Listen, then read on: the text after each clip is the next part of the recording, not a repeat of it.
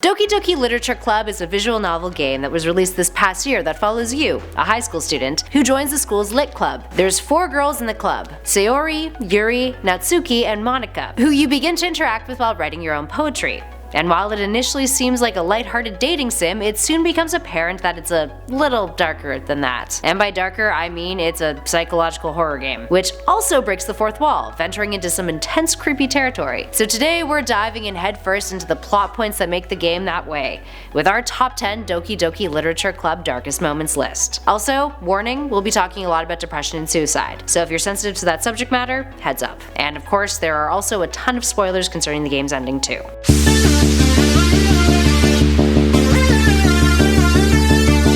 In at number 10, the poetry you craft. Let's start off this list with something on the lighter side of things. Aside from being a visual novel, the game also incorporates a poetry writing mechanic in the form of a minigame. You're given a list of words you can choose from in order to write your own poem. The use of certain words will catch the attention of one of the girls. They each have their own word preferences, to the point where additional scenes can be unlocked if you write poems tailored to a specific girl. The scenes that you have viewed will determine what outcome your story has, but some of these words aren't the kinds that may immediately spring to mind when thinking of a school writing exercise. Murder, death, depression, grief, and misery, for example, are all words that your childhood best friend, Sayori, is attracted to. This is where the game subverts your expectations. She isn't the happy, bubbly person she portrays on the outside. In at number 9, the poems you hear. The poems of the girls that you read throughout the game are windows to what's going on in their lives. At first, they don't seem all that terrifying or enlightening, but as you progress, their work gets more and more troubling. By the time Arc 2 comes around, the writing gets more intense, and there's even blood on some of the pages. Players have speculated that Yuri's poem, The Raccoon, is an allegory for her self-harm, and that Natsuki's Things I Like About Papa details her destructive relationship with her father. Up next, number 8, Natsuki's father. Things only get worse from here on out, friends. One of the 4 girls in the club that you interact with is Natsuki, and it's implied that she has an abusive father. She prefers to stay at the literature club than go home. She constantly articulates her fear of the reaction her father may have to certain things that she does, and in Act 2, based on your choices, she makes the comment, "My dad would beat the shit out of me if he saw this." It's heavily implied that her father doesn't feed her too, resulting in her malnutrition. Even her poem, Things I Like About Papa, seems to imply that his behavior at home is incredibly negative, to say the least. Up next, number 7, molestation. Taking our last point a bit further, there's been a bit of discussion online about whether Natsuki's father took the abuse further than just malnutrition and potential beatings. Some players have interpreted some of the lines in Things I Like About Papa to mean that Natsuki is sexually abused. In particular, the line, "I like when Papa is too tired for anything," and its repetition, implies that he doesn't sexually abuse her when he is too tired after a day of work. It's incredibly vague, and entirely down to how you interpret the poem, but based on how dark the rest of the game is, it wouldn't be much a surprise if that was the case. Told you shit gets dark. Up next, number 6, Uris Cutting. Yuri is the most mature of the girls from the group. She's polite, passionate, very intelligent, and carries herself with a certain eloquence. She generally secludes herself, and early on in the game it hints that she cuts herself. You see her scratching her arms under her sweater. We later on find out that her love of collecting unusual knives is due to her desire to cut herself, not out of self-punishment but rather for pleasure. It makes her feel excited. When her personality is altered in Arc 2, she begins to develop an abnormal obsession with you, the protagonist, and her cutting becomes more severe, to the point where Monika suggests she cuts herself because of a fetish. In at number 5, Sayori's Suicide. Sayori, your childhood best friend, occupies the first arc of the game. As we mentioned before, she seems quite bubbly and happy, but you eventually learn that she's been dealing with depression. It also becomes apparent that you mean a lot to her. Unfortunately, this is just the start of her downward spiral in her battle with her depression. Eventually in the game, you enter her house after she starts to become unresponsive, and go into her room to find her hanging from a rope, with her fingers bloodied. Monika later notes that her fingers were that way from clawing at the rope, either due to a survival instinct or because she changed her mind last minute. Regardless,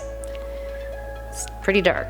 And at number 4, Yuri's Suicide. Jumping back to Yuri and her cutting again, when Yuri eventually admits that she's in love with you, you're given the option to either reject or embrace her feelings. But regardless of your answer, Yuri will proceed to stab herself, either out of overexcitement or dejection, committing suicide. Colors flash across the screen indicating a time lapse of Yuri's dead body being in the classroom for a couple of days, and you being left alone with it. In our number 3 spot, the end credits. The end credits of the game feature a song written and performed by Monika, all about how much she loves you. Considering that she is sentient and is pretty much responsible for the extreme behavior and the suicides of the other girls, well, that's pretty damn creepy. Gives it a whole other meaning. Every day I imagine a future where I can be with you.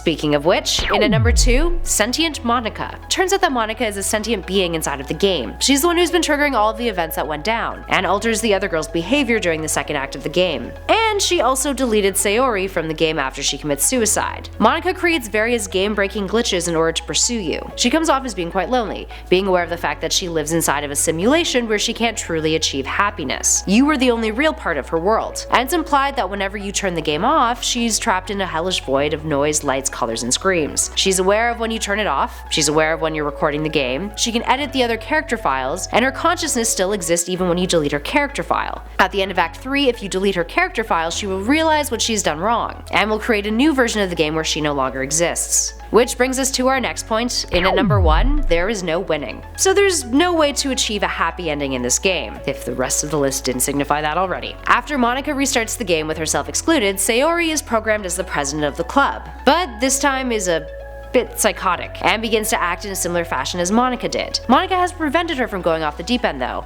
She has realized that there is no way the club will ever have a happy ending, so instead she deletes the entire game. Players who found that unsatisfying tried to delete Monika's character file before the first run of the game, which led to Sayori realizing that she was trapped within a game. She forces the game to close and deletes all of the character files. Upon reopening the game, a black and white screen will appear with Sayori hanging. If you leave that alone for 10 minutes, the words, "Now everyone can be happy" appear on your screen. Let's say you don't try that, and instead you try to add Monika's character file back if you backed it up on an external drive. A text box will appear and pop up and say that you are being cruel, and that she doesn't want to exist anymore. She'll then delete her own file. Well, that was heavy, wasn't it? The game has acquired quite the cult following since its release, with critics calling it a truly special game and one of the scariest games ever played. As creator Dan Salvato has stated, the game was inspired by, I quote, "things that are scary because they make you uncomfortable, not because they shove scary looking things in your face." The game has been downloaded over 1 million times as of December 2017. Have you guys played this game? If not, are you going to?